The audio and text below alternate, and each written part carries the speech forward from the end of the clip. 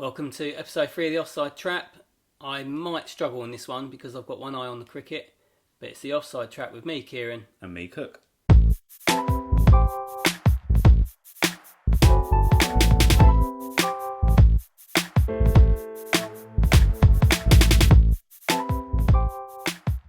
Today we have been joined by one of our work colleagues who has been in many of our disagreements, Cook, and that is Phil. Hello. I think Danny Murphy and Ray Pyle are a bit busy, so I've stepped into the breach. Well, I think you're going to be better than them, mate. How you been, Cook? You all right? Yeah, not bad. Tough week at work. Same old, really. Tough week? Tough week. You only work till 12, don't you? Yeah, I've seen you most of the week. I know you ain't had a tough week. Half free. Home by 4. Phil said to me you've been having lunch about 12 till 2. No chance. Too busy for that. The fact that Phil's seen me must mean he's in there as well. So. I've seen you on the way in, mate. What are we going to chat about today then, Cook? Well, we're going to talk about football, hopefully. We're going to get all the talking points from the last week, and we've also got some fans' questions, listeners' questions from Instagram that we're going to discuss with, obviously, Phil this time. Fair enough. I think the one thing that we have already touched on, and we thought we'd share today, was the catastrophe that is Liverpool giving Origi an extension on his contract. Phil, got any thoughts on that? Yeah, I think my thoughts are going to be the same as yours. I think we're going to disagree on this one, Cook, because I think Kieran and I think this is a terrible decision on Liverpool's part. No, I think Origi's the top player. I honestly do. I think he hasn't had a fair crack at Liverpool, and I think his shots to goal ratio speaks for itself. I think every time he comes on, he does normally hit the target or put it in the back of the net. So I don't think that's a bad signing. Someone that's going to come off the bench and change the game for you. I would like to see someone like that at Tottenham, especially with Llorente moving on. I think Origi would be a great addition to the Tottenham squad. So I think you've done a good, bit of business there. Did I just see you say Origi's a top player? Yeah, I think he's a top player. Champions League final scorer, Champions League winner. Champions League winner. Mate, have you seen him play? Yeah. He can't control the ball, for starters. No, his job is to put it in the net. That is his job. And that is what I think he's done that pretty well. When he's come on, he's done the business. I'll go and pick him up and drive him to Tottenham. Honestly, he does nothing. Every time he comes on, he can't string 2 passes together. He might put the ball in the back of the net every now and again, but I think, he scored 3 or 4 goals. All right, big goals. But other than that, it doesn't do anything. Big goals. There you go. I wouldn't mind a striker that scores big goals. I'm just looking now. In all competitions for Liverpool, actually, his records are right. There you go, see? Thank you very much. Thank you. 25 games that he started, he scored 15 somehow in all competitions. Top player. Total 38 appearances. I don't think it's just about the goals though. It's like you pass the ball to him, and he reminds me a little bit of Sacco when he first signed for Liverpool. It's like not a centre half. Yeah. Oh. Because as the ball comes into him, it's like he knows what he wants to do, but his body won't let him. Yeah, but I mean, you said it, 15 goals in so many starts. I think, if you got Salah, Mane and Firmino, and you're going to need someone to sit on the bench and be patient, I don't think that's a bad patient player, to be honest. No, but I think we've got players like that can do that. Who else? I think we can play Salah up top, and then we can bring in... Yeah, but I think when them 3 are playing, when they're actually all playing together, I don't think you can get many players that are going to sit and be patient and wait for one of those players to either go out of form, get sent off, or be injured. So I think having Origi on the bench is not a bad alternative, for someone to wait. I think it's a slightly different debate, but there's a kid now who's playing today, actually, and has played in the other game, Brewster. I'd like to see him get more of a chance, because I think he is a better player than Origi. I just don't... Origi, not for me. I think you're a bit harsh on him. I do honestly think you're a bit harsh on him. I think he's a good player to have on the bench. No, he's no Llorente, mate. And the fact that Liverpool must have faith in him to give him a long-term deal. It wasn't even like a year extension. Or 2 years. It sounds like it's a 4, 5, 6 yearer. So, to me, that shows that Liverpool got a lot of faith in him. Well, I think it's fair to say that Klopp doesn't often get it wrong, but I don't know what he sees in him, mate. No, I can see you're slightly trying, like your mind's changing a little bit, especially when you see the goals per starts. Because I've seen him score 15 goals. There you go. Was it 15 and 21 starts? No, 25. 25 starts, 15 goals.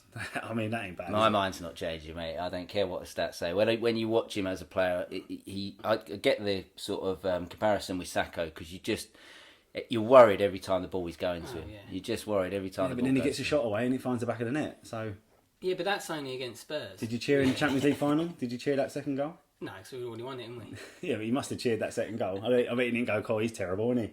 Just basically won the Champions League for us.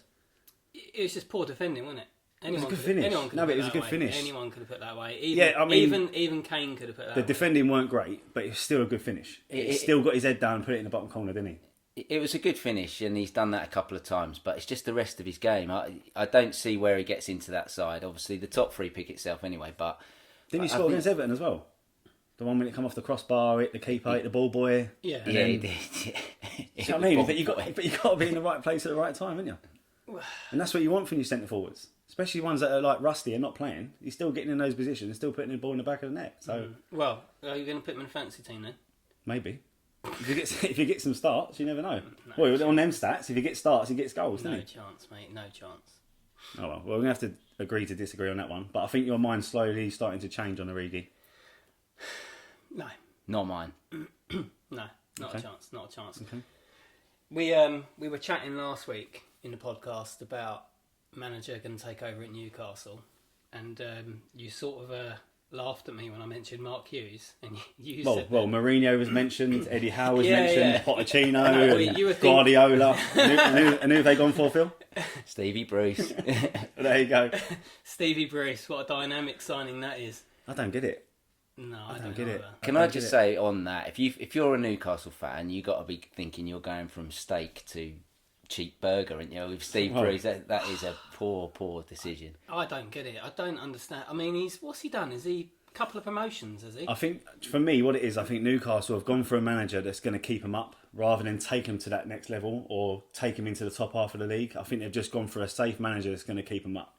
Now, to me, Newcastle fans shouldn't be happy with that. No. Not that appointment. Not that kind of manager, anyway. Not saying he's a bad manager. I just don't think he can take Newcastle to, sort of 7th, 8th in the Premier League. I think he's just there to keep their head above water. It's a bit of a sentimental appointment from a Newcastle point of view, though, isn't it? Because he's a Newcastle fan, isn't he? But he's managed Sunderland. Yeah, as and well. that's the thing. I heard that in the week. So, yeah, big Geordie, but Sunderland manager, ex-Sunderland manager. But I just think, forgetting all of that, I mean, you look at like Leicester, and they're signing a manager like Brendan Rodgers, who are minnows compared to Newcastle, and then Newcastle go and get Steve Bruce.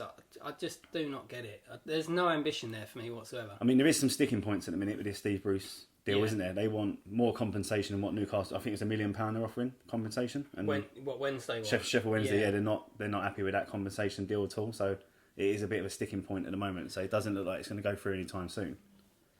I think it's terrible. It's a mess of a club, though, isn't it? It's going to upset a few Newcastle fans that listen, but it is a mess of a club. Like, as a manager, who would want to go there? Well, I mean, they've even mentioned managers like Mikel Arteta and stuff like that. I mean, surely that's even... Yeah, but I think that's. I mean, it's a risk. But It's a that's why risk. I said Henri. Yeah, I mean, they're risk managers, but surely that it's time to take that risk and see if they can push themselves forward, Well, I think so. Steve Bruce really is only going to keep them in the same place, and that's just about surviving, which Rafa Benitez has just done with no money. Yeah, I think you're right. Just before we go into the listeners' questions, just having a look at the scores currently. So we've got the cricket, 77 for 3. England are chasing 2-4-2 in the World Cup final. And we've also got Djokovic and Federer. It's currently 2-1 to Djokovic, but 2-2 on games. It's looking like a good game. Can you imagine if Djokovic and Federer actually formed a doubles team and actually went into the men's doubles at Wimbledon? They should win it, shouldn't they? Surely. Well, I think you'd be surprised, actually. I think that some of the doubles teams get used to playing doubles, so I think I'm not sure that it'd be as straightforward as you think. I don't know though. Then doubles players, surely they're failed tennis players, as singles, and they've just gone into a doubles team. That's what doubles are, though, isn't it? Players that haven't actually made the grade and then thought, do you know what, I need a bit of help. I'll buddy up with someone and we'll try and attack it that way. But they ain't bad players. It's not like they're never going to make it. They've made it as tennis players. They're decent players. They're not mugs. No, but Djokovic and Federer together, surely they're elite players that would smash anyone, literally smash anyone. Yeah, but it's a different game, isn't it? Going from singles to doubles, that's the thing. I don't think so. It's still tennis. Yeah, but It's still tennis, isn't it? It's still the same shots, the same. Yeah, you got to have a bit of understanding and you got a bit of positional stuff, but surely it's the same sport, isn't it? It's tactically a different game. Doubles is much different. Like where you stand on the court, angles, all of that stuff is different. I think you'd be surprised. There's some good. even the net's bigger. No, I don't know. I think them type of players, Djokovic, Federer, they're just accustomed to that straight away and just just smash anyone, surely. I think they'd be used to playing the game, but I think if you were to pit them against the Bryan brothers, I think you might find the Bryan brothers would come out on top, mate. Who's the Bryan brothers played? Who have they actually played? Come on, I can't even tell you one player they've even played in their life. Yeah, but that's not the point, is it? That's why these guys play singles for a reason. Because they're elite, yeah, and there's a reason why doubles play doubles for a reason, because they're not that good. Yeah, but you just said that these two would be like unbelievable. Yeah, I think they would. But I think that in a doubles game, the Bryan brothers, for example, would give these guys a really good game. I don't know, like but they're not used to it, are they? Yeah, but come on. How many games they played in their career playing tennis? It's still tennis, isn't it? Doubles, singles, mixed doubles. It's still not tennis. You're just thinking about yourself though, as an individual player, singles player. Doubles teams are coached doubles. Yeah, no, but they're just too. Surely they're too good. They will just get used to it. But just watch this rally. So they're just standing on the baseline, aren't they? You think about doubles, you have 1-4, 1 back, and then you've got to interchange on that as well. But if I was partnering up with Djokovic and I said, "Look, get on the net, mate," I'm sure he'd do a good job for me. Surely, someone like Djokovic will be good at the net. Well, yeah, maybe, but... And they've only got half a court to worry about. They've literally got only half of their court to worry about. Yeah, but that's the point, though, isn't it? They interchanged, didn't they? Yeah, come on. I don't think it's as simple as just covering half a court. I mean, you say that doubles players have failed singles players, but look at the women. So the girl that beat Konta, she's a doubles player. She's got through to the last 4 of Wimbledon. Yeah, but Konta was bad, wasn't she? She was bad. She's like Britain's number one. I think a badminton player would have beat her that day. Don't patronise her. No, I won't patronise her. But she knows herself she was bad that day. And the thing that I think Serena Williams and Murray didn't win the mixed doubles because I think Murray's obviously got injury problems. And I don't think Serena really cares about the doubles. But you put these two together, Federer and Djokovic, and they actually went out to win it, they'd win it. 100% they'd win it. I'm not sure on that. No, I can't see the Bryan brothers doing anything against them two. The Bryans would have them all day long. No, I can't see it. I think there'll be an unbelievable partnership, and I think they'll smash anyone. I think they would get used to it. They'd get used to playing eventually after enough time, but not to just go straight into doubles. Totally different game. I know you're saying it's the same sport, but it's a different game. And I get the pitch is bigger, and I get that with the extra side parts, but surely that's more room for them to hit their winners in. Surely I think they call it a pitch as well. Yeah, yeah. And I'm sure with the bigger court, I'm sure it's more room to hit their winners in. Surely. Maybe. Well, look, we're here to talk about football anyway, not bloody Wimbledon. No, I don't think we'll ever see that happen anyway. So, I can't even prove you wrong, can I? Maybe when they're old, do an exhibition. Maybe, yeah. Right, let's get back to the football. So we've had a question on Instagram from @Canaries16. I think he's probably a Norwich fan, Cook. Or a Bird fan. Or a Bird fan. And he asks, which teams are going to struggle this coming season? Got any thoughts? What team's going to struggle? The one that sticks out to me is, I'm going to go a little bit outside the box. I'm going to go with Brighton. I think Brighton could struggle this year. They brought in their manager, who I don't think's got no Premier League experience at all. And I don't think they're buying too many players in the transfer window. So for me, they struggled towards the end of last season with a half decent manager, Chris Hughton. I do worry about Brighton, to be honest. That's my pick to go down if I'm picking one right now. I think they were really poor at the end of last season. I think you might be right there. Is that Canaries fan asking because they're a bit worried themselves? Do you think? Well, maybe, yeah, maybe. They're probably hoping that United's end of season form's going to save them. But I think Norwich is all right though. I don't think Norwich are that bad. I think they're going to score goals still. I think they're going to stay up just purely by how many goals they score. Yeah, I think. Yeah, old matey boy up top. Yeah, you know his name. What's his name? Pookie. Yeah, old Pookie up top. He knocked some goals in last year, to be honest. If they can keep him doing what he's doing, then they should be fine. Yeah. Who do you think is going to struggle this year, Phil? Well, I'm going to say Man United with Volley at the wheel. Is it all right to say Man United are going to struggle? I think we should maybe wait for Gary to come in to have that discussion. Well, but, we can debate that now, and then Gary can come in when they're halfway down the table. So just let you know, Gary is one of our other work colleagues who's I would say a big Man United fan, but there's no big Man United fans, are there, let's be honest. He's a he's a very short Man United fan, London born, been to Old Trafford 1.5 times. One of them was outside. Look, he's not here to defend himself, okay, so that's I can't fine. slate him too much. But really, Phil, Man United to go down? No, I don't think they'll go down, but I do think they're going to struggle. I really hope they struggle. It might be more wishful thinking than anything else, but I think Man United are in trouble, in trouble. Well, they did lose to Cardiff at home.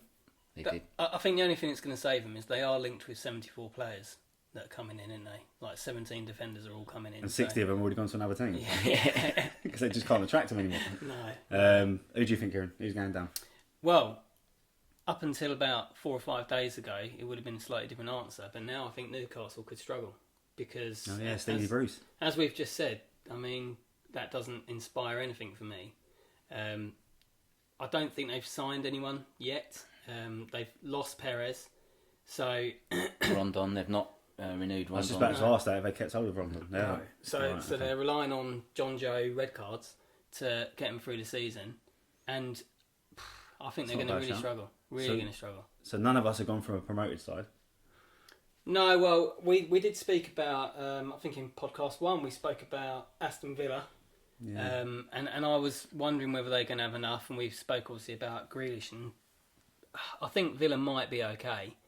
I don't think they're going to set the world alight by any stretch. No, I agree. I think Villa are going to stay up. I think Sheffield United might struggle a little bit. I think it depends on what type of football they want to try and play, because you've seen teams that come up and want to carry on playing football in the same way and really struggle, but then you've seen other teams that come up and do that. Wolves is a classic example, who do pretty well, but so I think it depends on how they adapt. I think Chris Wilder's he's got a bit of passion as well, isn't he? He's one of them managers that gets involved, and he seems like he's got that team spirit behind him, and he gets the boys engaged, and I think that's what you need to stay up in the Premier League. You need a bit of oomph. To keep your team in the Premier League. So that answers the Canaries 16 question. We didn't say Norwich, which is great. We sort of saved him there. Hopefully he ain't too worried. The second question from Instagram is from @SpursFansOnly, and they have asked, what should Spurs' ambitions be for this season? So I'm going to fire this straight over to you two, because I've got my thoughts on this. So I'm interested to see what you say. So Phil, what do you think? Well, I think based on last season, I don't think anyone expected Spurs to get to the Champions League final. I'm not sure you're going to be happy with that comment, but I don't think they did. No, you're probably right. Yeah. I think Spurs have got to certainly look for more than just finishing in the top 4. They've got to be challenging for the title, and they've got to be winning a trophy of some sort, is my opinion this season. They've got to. I mean, by January the 1st, if they're not looking like winning something, then I think they need to start asking some serious questions about the direction that they're going in. We talk about this, how far Pochettino's brought them and all of this crap, but at the end of the day, football and sport in particular is about being able to look back and look at your trophy cabinet and look at your honours. And at the moment, Spurs are going to be sitting there saying we had a golden era of 5, 6, 7 seasons with Pochettino at the helm and Harry Kane and he's one of our own and all that stuff, and they're going to win nothing at all. I think you're going to be a little bit surprised, because I actually agree. I do think last season that Spurs' main aim was to get top 4. The stadium has to be financed. We need to make sure we're playing the top football in that stadium to keep it going. I do think this season that Pochettino needs to win a trophy. Spurs always need to win something. They're a big club. They need to win trophies, but I think Pochettino, more importantly, needs to win something. I think he's been given money now to invest in the squad. Hopefully they get a few more signings in before the season starts. But I do think he needs to win a trophy, as he's seriously under pressure in a year or two. But when you say that, when we've had this debate before, you've said that basically like the League Cup and the FA Cup are worthless and don't take you anywhere. So why have you changed your mind? I think so. The League Cup. I think if you win any cup, it's great. Don't get me wrong, but I don't think the League Cup is going to push Tottenham onto that next level. I think Tottenham have won League Cups in the past. 2008, we didn't do much after that. FA Cup, yeah, it's better than the League Cup, but I just think that Pochettino, he believes that Spurs can win the Premier League and the Champions League. He believes in that team, so he doesn't prioritise it. That's not exactly what I think. I think Spurs should go out to try and win any cup they're in. We're in a cup, we should try and win it. I was disappointed that Spurs got knocked out in the semi-finals of the League Cup with Chelsea last season, and we whimpered out to Crystal Palace in the FA Cup. So for me, I think Tottenham need to win a cup, and I think I'm more on board with you guys this season that a cup is, doesn't matter what cup it is, Spurs need to start winning something, especially with the money we're going to be spending in this window. So what's your thoughts if Spurs just finish 4th next season? Is that a good season? It's a good season in terms of keeping Champions League going, but in terms of Pochettino delivering silverware, obviously not. I think Pochettino needs to start winning silverware. See, for me, I don't think that is a good season. I think you are an established top 4 club now, so you've got to, like, that's small club mentality. You've got to be pushing on and winning a trophy, for me. Got to be. Fourth place is not an acceptable season for me. 4th place isn't a cup, but it's as good as at the moment. Six into 4 is definitely worth a trophy. 6 into 4 don't go, so it's definitely worth a medal or something. But United and Arsenal found out this season it's not easy to do. So it is almost like achieving something, top 4. But I do believe in like what you guys are saying more now this season that Spurs do need to go on and win a cup now. But that's what I'm last saying. season, I think top 4 was vital. That's what I've been saying to you all these years. Is at the moment now you're sitting here 5 seasons in or whatever it is, they haven't won anything, whereas they've had the opportunity to win 5, 6 pieces of silverware realistically, and they haven't taken that opportunity. And that's where if I was a Spurs fan, I'd be so frustrated because for me that is what football's about: going to Wembley, having a day out, and winning stuff, and being able to take your kids to go and watch the football and go and watch a cup final. Yeah, I mean, I see where you're coming from, but I think frustration. I don't think I am. I'm not frustrated because I've seen some of the best football down Spurs. Yeah. In ages, years. I've seen one of the best managers operate at Spurs under Pochettino. Best in what way though? I just think the whole mentality and the ethos of the whole club has changed, and I think I wouldn't give that up for anything. I wouldn't give that up for an FA Cup. The last 5 years we've experienced at Spurs under Pochettino, I wouldn't give any of that up. Title challenges, Champions League finals, I wouldn't give that up. Cup finals, yes, we've not won any of them, but I wouldn't give any of that up for a League Cup. I think the last 5 years have been brilliant, but like I said, I think Spurs needs to start delivering trophies from now. This is it. New stadium, finance, this is the time we need to start delivering. So what's a more successful season this season? Finishing 5th but winning the FA Cup, or finishing top 4? As a business, Spurs need top 4. No, as a fan, I think Tottenham need the FA Cup. If they won the FA Cup and come 5th, that's not a bad season. Spurs to deliver a trophy is a great season. But in terms of a business and keeping the new stadium financed and attracting the best players, top 4 is a must for any of the top 6 sides. But you bang on about attracting the best players from getting in Champions League. Who's these best players that you've attracted over the last season? Ndombele. Mate, you can't even say his name. Ndombele. Top player. He's not. You don't know nothing He's a about top him. player. We see 30 seconds of YouTube clips and he's a top player. Trust me, the guy's a top player. He's not, mate. He's not a top player. Otherwise, he'd be at a better club. Just to be linked with a 60, 70, 75 million rated player for Spurs in my lifetime is an achievement for us. That shows that Spurs are onto something. To be linked with players like that and then to bring in a player like that and actually get it over the line shows that Spurs are on the start of something big. Hopefully big. Mate, Maguire's going. And we haven't won a trophy. 70 odd million. We haven't won a trophy. We didn't win a trophy last year, but we still managed to get a player of that quality through the door. But what are you going to follow it up with, though? Hopefully a couple more signings, and then hopefully a trophy win. Hopefully we go on this season and win a trophy. But you need the players in place. With teams like City and the way Liverpool are playing and spending, we need to make sure we've got players in place to be able to compete with that. And if we're just winning a League Cup and coming 6th or 8th, we're not going to attract top players by doing that. Champions League finals, top 4 finishes, they're going to bring the players through the door. Top players. But I think you underestimate players wanting to win stuff in their career as well. Yeah, and I get that. And Tottenham are in danger of losing a couple of big names in the next year or two if we don't win trophies. Totally get that. Harry Kane being one of those, definitely. If he doesn't win something in the next year or two at Tottenham, he's definitely going to leave. But I'm confident that Poch will deliver a trophy in the next year or two. So what? Just say it right now. What's your absolute minimum requirement for Spurs this season? A trophy, definitely a trophy. But as a bit like I said, as a club, they need top 4. But as a fan, and hopefully all the other Spurs fans listening would want to see Spurs lift the cup, get to Wembley, lift the cup, even the League Cup. Yeah, league, any of the cups that we're in, all 4 competitions we're in, we've got to go out to try and win them. And to do that, we need to build a proper squad, otherwise we ain't going to get anywhere. Phil, I hope you've enjoyed your debut on your pod. Just before you go, just want to ask you about your thoughts on VAR. Well, I'm not really for it, to be honest with you, for a few reasons. I don't think it's really been tried and tested properly yet, and it's going to come in with a load of other rule changes for the game, which I just think is going to really slow everything down. I'm not against technology and stuff like that, because I think goal line technology is an absolute winner, but that's really clear. It's so objective.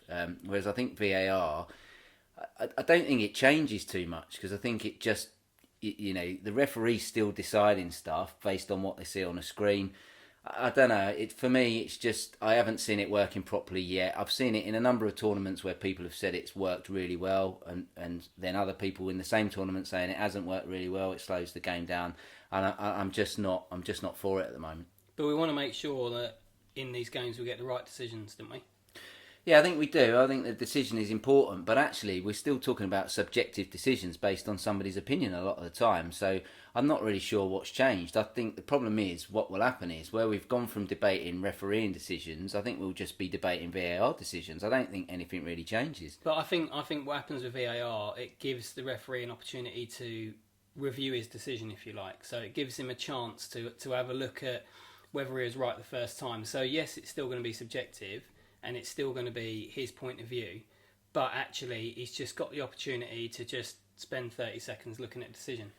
Yeah, I think for me, there's been some examples fairly recently, where the euphoria has been taken out of scoring a goal. I mean, Cook, you must have a great example, from games that you've watched, probably worked for and against, to be honest, at times. Yeah.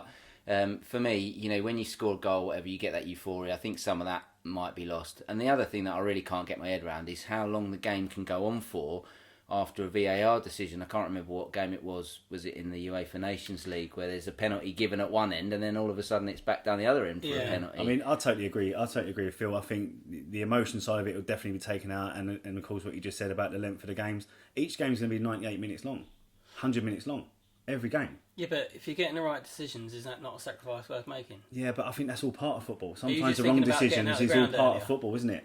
You know? If there was a VAR in the World Cup in '66, we would never have won it, would we? No, but that's what I'm saying. So we can talk about that, though, as an example, can't we? Yeah, and I think the emotion bit is a big bit, though. Like, when you score a goal, you'll be waiting for the ref to give it before you go and do a knee slide in the corner flag. You'll be checking with the ref first and then running off to the fans in jubilation, sliding on your knees, and then...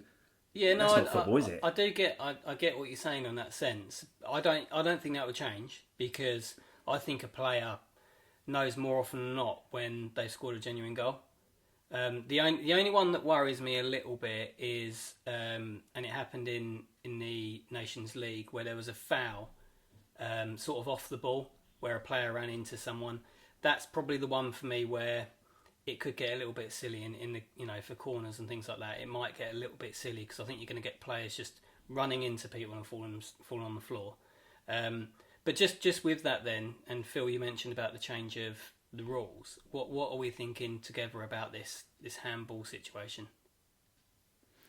I think it's just becoming overcomplicated. That I don't think the rule was a particularly complicated one anyway.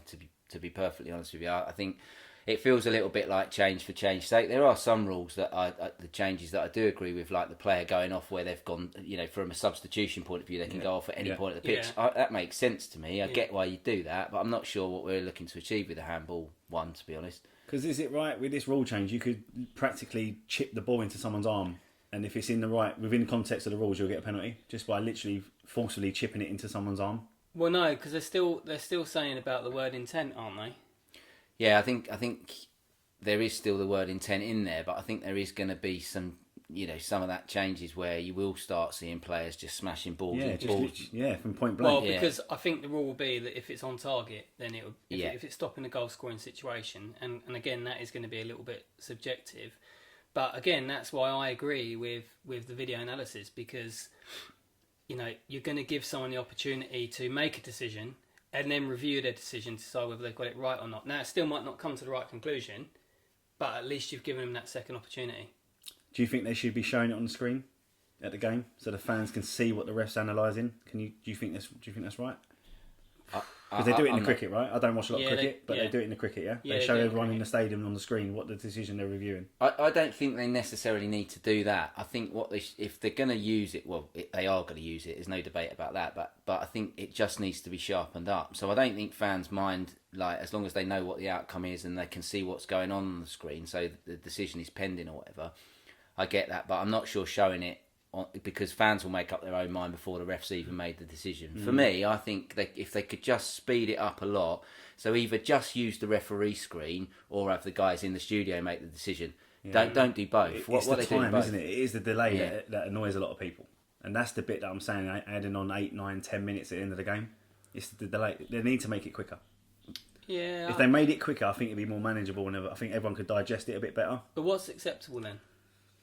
I don't know. But what do you do? Do you say... It seems like they watch a replay 400 times. Yeah, but backwards and forwards, like it's broken. Yeah, but they're trying to get it right. I mean, for me, what do you say? Do you say, right, the ref has got 30 seconds to go and review the picture, and if he ain't made a change of mind in that 30 You just see him seconds... sprinting over to the other side of the pitch. That's what I'm He's got saying. 30 seconds. Does he carry an iPad around with him or what? But why does the referee have to make the decision? Let the guys in the what are the guys in the studio doing if they're let the referee? They're flagging it up and supplying the pictures. The referee is in charge of the game. Just for my own thing, how many guys are there reviewing it in the studios? How many guys are? Is it like a free panel? I Like think it says 2-1, 2-1. It's just a bloke sitting in Domino's, isn't it, waiting to do his Probably, next yeah. delivery. Okay, It's a drive-through. So the other point then is why, if as soon as there's a VAR decision, just get the ref going straight over to the screen instead of standing there like putting his hand to his ear, making it known to everyone that he's got a VAR decision. Doing charades. Yeah. But that's because that you've got someone reviewing it, haven't you? And then saying to the ref whether they need to then go and look at it or not, or suggesting whether they should go and look at it or not.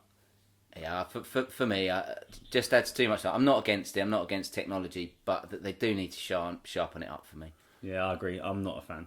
Like you said, Kieran, goal line technology is spot on. I think that's one of the best things they've ever introduced. VAR, I'm not a fan of.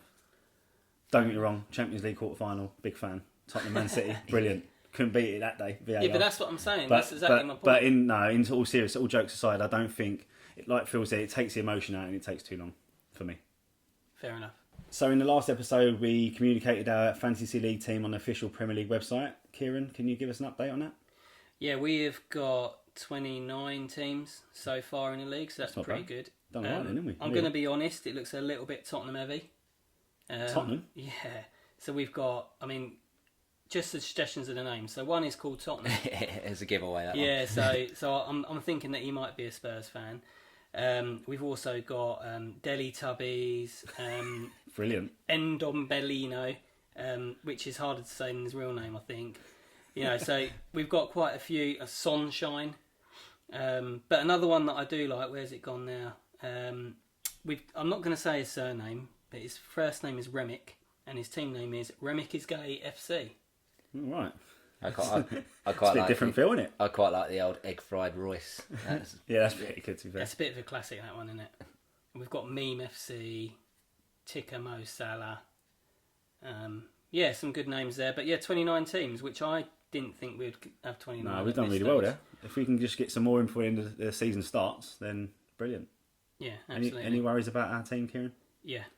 You're right. I've heard your team. You should be worried. Yeah. No, I don't think so. I think you're alright. No, I think you'll be fine. I think we need to do a few transfer deadline day signings, to be honest with you. No, I think it'll be fine. Trust me. As long as barring any injuries, I think we should leave it exactly how it is. I'm not worried about it at all. Okay. Well. And looking at some of them names, them team names, I don't think we should be worried about anything. I'll tell you what. There's one on there that I saw has got to get marks for originality if I can find it. Marshall's team from Marshall. Yeah. Brilliant. Yeah.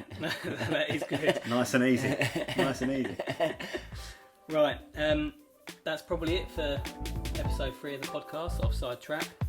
Thanks very much for coming in, Phil. Welcome. It's been a pleasure. Hopefully you're not going to be a stranger. No. Cool. Later.